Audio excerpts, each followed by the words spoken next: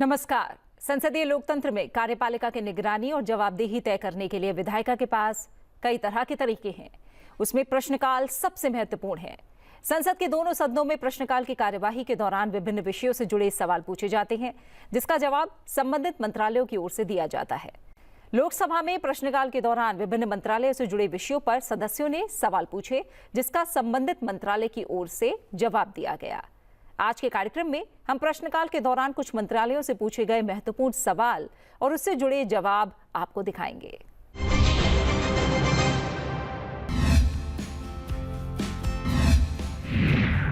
आज के कार्यक्रम में पहला सवाल जुड़ा है प्रधानमंत्री सहज बिजली हर घर योजना से। इस सवाल को पूछा है लोकसभा सांसद धैर्यशील राज सिंह मोहिते पाटिल और प्रोफेसर वर्षा एकनाथ गायकवाड़ ने। उन्होंने विद्युत मंत्रालय से पूछा कि महाराष्ट्र सहित देश में पिछले 5 वर्षों और वर्तमान वर्ष के दौरान ग्रामीण क्षेत्रों में ऐसे इच्छुक अविद्युतीकृत घरों और शहरी क्षेत्रों में ऐसे सभी इच्छुक गरीब घरों की कुल संख्या का ब्यौरा क्या है, जिन्हें प्रधानमंत्री सहज बिजली हर घर योजना के तहत विद्युतीकृत किया गया है। क्या सरकार ने रिवैम्प डिस्ट्रीब्यूशन सेक्टर स्कीम शुरू की है? अगर हाँ, तो RDSS के प्राथमिक उद्देश्यों और बिजली वितरण क्षेत्र में सुधार के लिए सरकार द्वारा उठाए जाने के लिए प्रस्तावित उपायों कदमों का ब्यौरा क्या है? ये योजना सभी नागरिकों को विश्वसनीय, सस्ती और गुणवत्तापूर्ण बिजली प्रदान किए जाने के भारत के दृष्टिकोण से किस प्रकार संरेखित है? इस योजना के माध्यम से वितरण क्षेत्र में घाटे को कम करने के लिए निर्धारित विशिष्ट लक्ष्यों और इन लक्ष्यों को प्राप्त करने के लिए सरकार द्वारा अपनाई गई कार्यनीति का ब्यौरा क्या है? RDSS के कार्यान्वयन की वर्तमान स्थिति क्या है और योजना को अपनाने वाले राज्यों की संख्या कितनी है? इस योजना के तहत कुल कितनी धनराशि आवंटित की गई और भागीदार राज्यों के मध्य वित्त पोषण का वितरण किस प्रकार किया जाता है? और बिजली कटौती को कम करने और बिजली आपूर्ति की विश्वसनीयता बढ़ाने के संदर्भ में इस योजना से उपभोक्ताओं की किस प्रकार लाभ हुआ है? इस सवाल का जवाब विद्युत मंत्री मनोहर लाल ने दिया। उन्होंने बताया कि भारत सरकार ने अक्टूबर 2017 में सौभाग्य यानी प्रधानमंत्री सहज बिजली हर घर योजना शुरू की थी, जिसका उद्देश्य देश के ग्रामीण क्षेत्रों में सभी इच्छुक गैर विद्युतीकृत घरों और शहरी क्षेत्रों में सभी इच्छुक गरीब घरों को बिजली कनेक्शन देने के लिए सार्वभौमिक घरेलू विद्युतीकरण प्राप्त करना है। राज्यों द्वारा दी गई जानकारी के अनुसार सौभाग्य के शुभारंभ के बाद से 31 मार्च 2022 तक लगभग 2.86 करोड़ घरों का विद्युतीकरण किया जा चुका है। महाराष्ट्र राज्य के लिए कुल 5,89,242 घरों का विद्युतीकरण किया गया, जिसमें ग्रामीण और शहरी क्षेत्रों में ग्रिड के माध्यम से 5,42,914 और 15,790 घर और ऑफ ग्रिड मोड के माध्यम से ग्रामीण क्षेत्रों में 30,538 घर शामिल हैं। सौभाग्य के तहत सभी स्वीकृत कार्य पूरे हो चुके हैं और स्कीम 13 मार्च 2022 को बंद हो गई। इसके अलावा RDSS यानी संशोधित वितरण क्षेत्र स्कीम के तहत PM जनमन यानी प्रधानमंत्री जनजातीय आदिवासी न्याय महाअभियान और DAJGUA यानी धरती आबा जनजातीय ग्राम उत्कर्ष अभियान के तहत महाराष्ट्र राज्य के लिए 9,036 घरों के लिए विद्युतीकरण का कार्य स्वीकृत किया गया। RDSS को भारत सरकार ने जुलाई 2021 में शुरू किया था। इस स्कीम का मुख्य उद्देश्य वितरण उपयोगिताओं यानी डिस्कॉम विद्युत विभागों को वितरण क्षेत्र की प्रचालन क्षमता और वित्तीय स्थिरता में सुधार करने के लिए सहायता प्रदान करना है, ताकि विद्युत की गुणवत्तापूर्ण और विश्वसनीय आपूर्ति की जा सके। इस स्कीम में अखिल भारतीय स्तर पर कुल तकनीकी और वाणिज्यिक हानियों को 12 से 15% तक कम करने और आपूर्ति की औसत लागत और औसत प्राप्त राजस्व के बीच के अंतर को वर्ष 2024-25 तक शून्य करने की परिकल्पना की गई है। RDSS का कुल परिव्यय 3,03,758 करोड़ रुपए है, जिनमें 97,631 करोड़ रुपए का सकल बजटीय सहायता भी शामिल है। स्कीम की अवधि 5 वर्ष यानी वित्त वर्ष 2021-22 से वित्त वर्ष 2025-26 के लिए है। 30 राज्यों संघ राज्य क्षेत्रों के 48 डिस्कॉम ने RDSS के तहत सहभागिता की है। किसी यूटिलिटी के लिए AT&C हानिया और ACS ARR गैप उसके कार्य निष्पादन के प्रमुख वित्तीय और प्रचालन संकेतक है। हानियां सीधे नकदी प्रवाह को प्रभावित करती है और उनकी वित्तीय स्थिति को प्रभावित करती हैं, जिससे उन्हें उपभोक्ताओं को महंगी विद्युत की आपूर्ति करने के लिए मजबूर होना पड़ता है। AT&C हानियां और ACS ARR अंतर में कमी से इन यूटिलिटियों के वित्त में सुधार होता है, जिससे वो प्रणाली को बेहतर ढंग से बनाए रखने और आवश्यकताओं के अनुसार विद्युत खरीदने में सक्षम होंगे, जिससे उपभोक्ताओं को लाभ होगा। इन हानियों को दूर करने के लिए स्कीम के तहत पूर्व मानदंड निर्धारित किए गए हैं, जिसमें लेखा परीक्षित वार्षिक लेखे और तिमाही लेखे का समय पर प्रकाशन, राज्यों संघ राज्य क्षेत्रों द्वारा सब्सिडी और सरकारी विभागों की बकाया राशि का समय पर जारी करना, नियामक संपत्तियों का कोई नया निर्माण नहीं करना, सरकारी प्रतिष्ठानों में प्रीपेड मीटरिंग, जिनको बकाया का समय पर भुगतान और tariff and do up order का समय पर प्रकाशन शामिल है। परिणाम मूल्यांकन मैट्रिक्स के तहत उल्लिखित मापदंडों के खिलाफ यूटिलिटी के कार्य के निष्पादन के आधार पर इसमें प्रमुख वित्तीय प्रचालन मापदंडों के खिलाफ उपलब्धि शामिल है, उनका मूल्यांकन किया जाता है। इस प्रकार सहायता को कार्य निष्पादन से जोड़ा गया है। इसके अलावा हानि में कमी और स्मार्ट मीटरिंग कार्यों के लिए RDSS के तहत 2.77 लाख करोड़ रुपए की परियोजना को स्वीकृति दी गई। स्वीकृत अवसंरचना कार्य कार्यान्वयन के विभिन्न चरणों में है और अब तक का लगभग 17% की वास्तविक प्रगति हासिल की गई है। प्रस्तावित कार्यों के लिए DPR वितरण सुधार समिति की सिफारिश के बाद राज्य मंत्रिमंडल के अनुमोदन से यूटिलिटियों द्वारा उनके सामने आने वाले विशिष्ट मुद्दों को ध्यान में रखते हुए प्रस्तुत की जाती है, जिसे बाद में RDSS के तहत गठित निगरानी समिति द्वारा स्कीम दिशा निर्देशों के अनुसार अनुमोदित किया जाता है। यूटिलिटियों को नुकसान कम करने के लिए कार्यों को दी जाने वाली अधिकतम वित्तीय सहायता अनुमोदित परियोजना लागत की 60% है, जबकि विशेष श्रेणी के राज्यों के लिए 90% तक सीमित है। इसके अलावा स्कीम दिशा निर्देशों के अनुसार फीडरों, वितरण ट्रांसफार्मर और मीटर लगाए जाने वाले उपभोक्ताओं की संख्या के आधार पर स्मार्ट मीटरिंग कार्यों के लिए अनुदान भी प्रदान किया जाता है। साथ ही विद्युत वितरण क्षेत्र में सुधार के लिए की गई अन्य पहलों में विद्युत नियम 2022 ईंधन और विद्युत खरीद लागत समायोजन और लागत प्रतिबिंबित टैरिफ के कार्यान्वयन के नियम शामिल हैं, ताकि ये सुनिश्चित किया जा सके कि विद्युत आपूर्ति के लिए सभी विवेकपूर्ण लागतें अनुरूप हों। विद्युत क्षेत्र सुधारों से जुड़े राज्यों के लिए GSDP के 0.5% का अतिरिक्त बोरोइंग स्पेस हो। यूटिलिटियों के कार्य निष्पादन के आधार पर पावर फाइनेंस कॉर्पोरेशन लिमिटेड और REC लिमिटेड द्वारा ऋण देने के लिए अतिरिक्त विवेकपूर्ण मानदंड हो। अब तक किए गए सुधार के उपायों के परिणाम स्वरूप राष्ट्रीय स्तर पर वितरण यूटिलिटियों की AT&C हानि वित्त वर्ष 2013 में 25.5% से घटकर वित्त वर्ष 2023 में 15.37% हो गई और ACS-ARR अंतर वित्त वर्ष 2023 में 0.84 रुपए किलोवाट घंटा से घटकर वित्त वर्ष 2023 में 0.45 रुपए किलोवाट प्रति घंटा हो गया। इसके अलावा ग्रामीण क्षेत्रों के लिए आपूर्ति के घंटे वित्त वर्ष 2014 में 12.5 घंटे से बढ़कर वित्त वर्ष 2024 में 21.9 घंटे हो गए हैं। इसी तरह शहरी क्षेत्रों के लिए ये वित्त वर्ष 2014 में 22.1 घंटे से बढ़कर वित्त वर्ष 2024 में 23.4 घंटे हो गए हैं।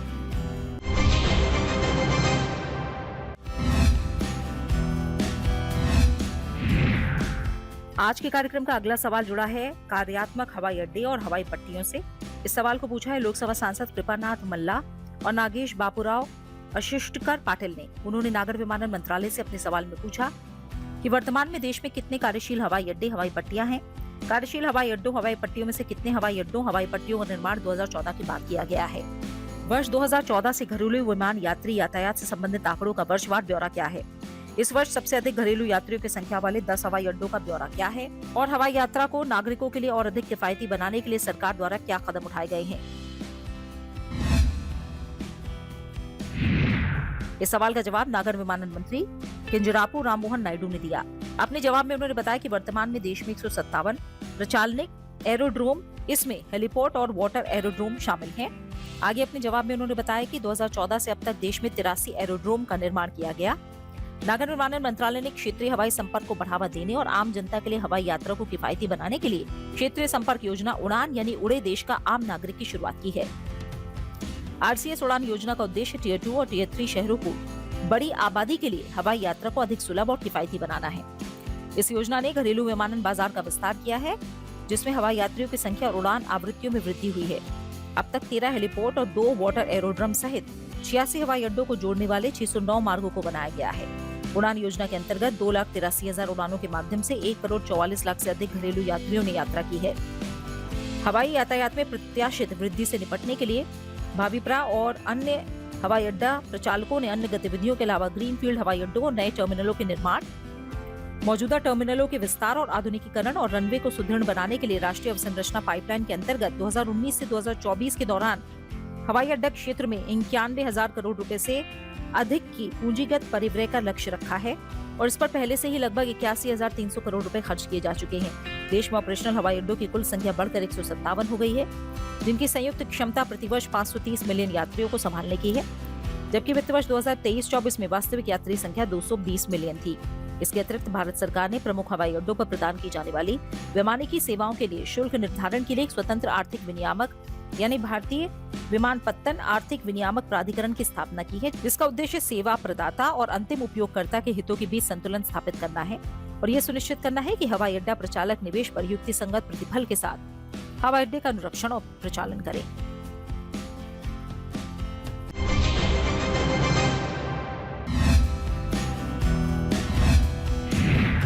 आज के कार्यक्रम का अगला सवाल जुड़ा है दिल्ली में मेट्रो रेल परियोजना से। इस सवाल को पूछा है लोकसभा सांसद प्रवीण खंडेलवाल ने।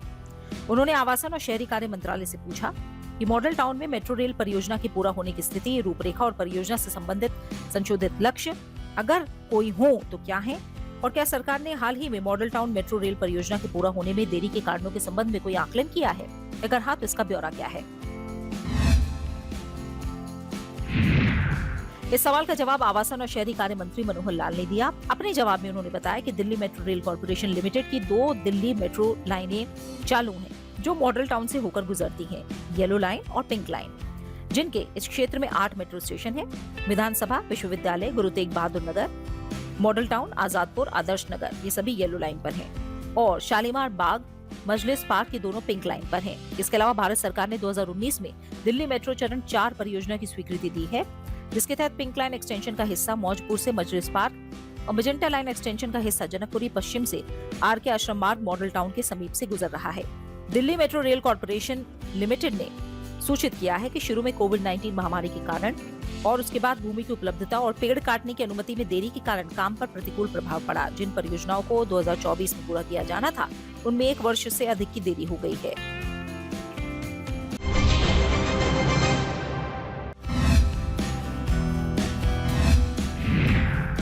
आज के कार्यक्रम का अगला सवाल जुड़ा है हर घर नल से जल योजना से। इस सवाल को पूछा है लोकसभा सांसद दामोदर अग्रवाल और राजेश भाई नारायण भाई चुड़ासमा ने। उन्होंने जल शक्ति मंत्रालय से पूछा कि इस समय सरकार द्वारा पेयजल उपलब्ध कराए जाने के लिए चलाई जा रही योजनाओं का ब्यौरा क्या है। रायपुर क्षेत्र सहित राजस्थान के भीलवाड़ा जिले में हर घर नल से जल योजना के कार्यान्वयन की वर्तमान स्थिति क्या है और इस योजना के अंतर्गत क्या लक्ष्य निर्धारित किए गए हैं और कितने लक्ष्य प्राप्त किए गए हैं। विगत 3 वर्षों और चालू वर्ष के दौरान राजस्थान में इस योजना के अंतर्गत जिलावार और वर्षवार कितनी धनराशि स्वीकृत की गई और उपयोग की गई है। इस योजना के अंतर्गत गुजरात में कितने परिवारों को नल जल से कनेक्शन उपलब्ध कराए गए हैं। इस सवाल का जवाब जल शक्ति मंत्रालय में राज्य मंत्री वी सोमन्ना ने दिया। अपने जवाब में उन्होंने बताया कि भारत सरकार देश के सभी ग्रामीण परिवारों को नियमित और दीर्घकालिक आधार पर निर्धारित गुणवत्ता वाली पर्याप्त मात्रा में सुरक्षित और पीने योग्य नल जल आपूर्ति का प्रावधान करने के लिए प्रतिबद्ध है। इस दिशा में भारत सरकार ने अगस्त 2019 में राज्यों, संघ राज्य क्षेत्रों की भागीदारी में लागू होने वाले जल जीवन मिशन की शुरुआत की। जल राज्य का विषय है और भारत सरकार तकनीकी और वित्तीय सहायता प्रदान करके राज्यों, संघ राज्य क्षेत्रों के प्रयासों में सहायता करती है। जेजेएम के शुभारंभ के बाद से देश में ग्रामीण परिवारों की नल जल तक पहुँच बढ़ाने की दिशा में महत्वपूर्ण प्रगति हुई है। अगस्त 2019 में मिशन की शुरुआत में केवल 3.23 करोड़ ग्रामीण परिवारों के पास नल जल कनेक्शन की सूचना थी। अब तक राज्यों, संघ राज्य क्षेत्रों द्वारा सूचित किए गए 23 नवंबर 2024 तक लगभग 12.06 करोड़ और ग्रामीण परिवारों को जेजेएम के तहत नल जल कनेक्शन प्रदान किए गए हैं। इस प्रकार 23 नवंबर 2024 तक देश में 19.34 करोड़ ग्रामीण परिवारों में से 15.29 करोड़ से अधिक ग्रामीण परिवारों के पास उनके घरों में नल जल आपूर्ति होने की सूचना है। रायपुर क्षेत्र सहित राजस्थान के भीलवाड़ा जिले में जल जीवन मिशन के कार्यान्वयन की वर्तमान स्थिति पर अगर नजर डालें तो भीलवाड़ा जिले में 1082 गांव हैं, जिनमें से 704 गांवों को हर घर जल की सुविधा मिल गई है। भीलवाड़ा जिले में 2,73,476 ग्रामीण परिवार हैं और इनमें से 2,21,210 ग्रामीण परिवारों को हर घर नल से जल की सुविधा मिल गई है। वहीं रायपुर ब्लॉक में कुल 92 गांव हैं, जिनमें से 22 गांव में हर घर नल से जल की सुविधा मिल गई है। रायपुर ब्लॉक में कुल 21,458 ग्रामीण परिवार हैं, जिनमें से 14,500 परिवारों को हर घर नल से जल की सुविधा मिल गई है। जल जीवन मिशन के अंतर्गत निधियां राज्यों, संघ राज्य क्षेत्रों को सीधे जारी की जाती हैं और उनके आगे जिलावार आवंटन भारत सरकार के स्तर पर नहीं बल्कि केवल संबंधित राज्यों, संघ राज्य क्षेत्रों द्वारा दिए जाते हैं। गुजरात राज्य सरकार द्वारा जेजेएम IMIS पर सूचित किए गए जानकारी के अनुसार 15 अगस्त 2019 तक 65.16 लाख ग्रामीण परिवारों के पास नल जल कनेक्शन तक पहुंच थी। जेजेएम के तहत गुजरात में 26.20 लाख और ग्रामीण परिवारों को नल जल कनेक्शन प्रदान किए गए हैं। इस प्रकार आज की स्थिति के अनुसार गुजरात को जेजेएम IMIS पर हर घर जल राज्य के रूप में सूचित किया गया है, जहां सभी 91.18 लाख ग्रामीण परिवारों के पास उनके घरों में नल जल कनेक्शन का प्रावधान है। भारत सरकार देश के सभी शेष ग्रामीण परिवारों को नल जल कनेक्शन प्रदान करने के लिए राज्य सरकारों को सहायता प्रदान करने के लिए प्रतिबद्ध है।